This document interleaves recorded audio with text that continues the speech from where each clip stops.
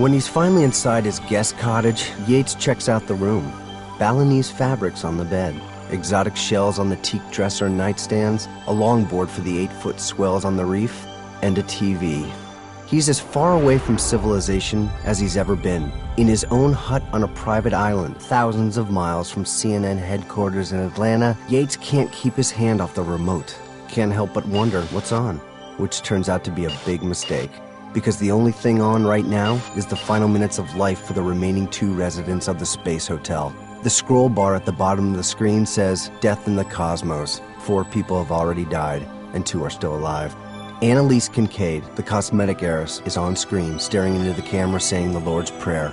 When she is done, the American pilot, Rusty Eberhardt, slides into frame and says goodbye to his family. In conclusion, he says that heaven is not way out here, where the doomed spaceship floats. It is in every small inch of the blue-green soul of the planet Earth and the people who live there. When he's done, he drifts away from camera, and it seems like the perfect time for them to die, having said their prayers and farewells, having spoken so eloquently and movingly. But they don't die. Annalise Kincaid starts to sob off camera, and then she begins to scream. Then Yates hears the pilot, Rusty Eberhardt, tell her to please stop. She's using up all the oxygen. And Annalise Kincaid, she tells Commander Rusty to go fuck himself. On live TV, everywhere, even Fiji.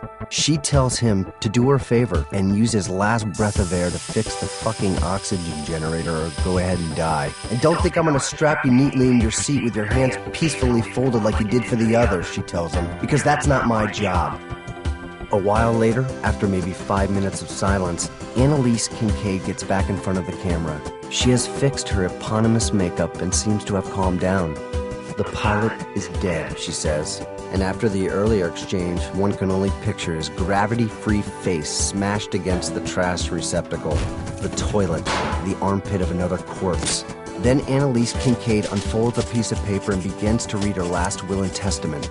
Her estranged daughter, Chloe Moonstone Kincaid, is to get everything, with one stipulation. She is to spend whatever it takes to have Annalise's attorneys sue with every ounce of their being the following corporations and individuals for ever letting her get onto this fucking death trap. The Russian space program, the makers of Soyuz spacecraft, Morton Thiokol, Chuck Yeager, Tom Wolfe, the editors of InStyle magazine, the Boeing Company, the Discovery Channel, Sirius Satellite Radio, the makers of Tang, and the shareholders and subsidiaries of Space Hotels Unlimited, including its employees, advertising agencies, and every last one of their despicable, misleading spokespeople, including Yates, the Futurist.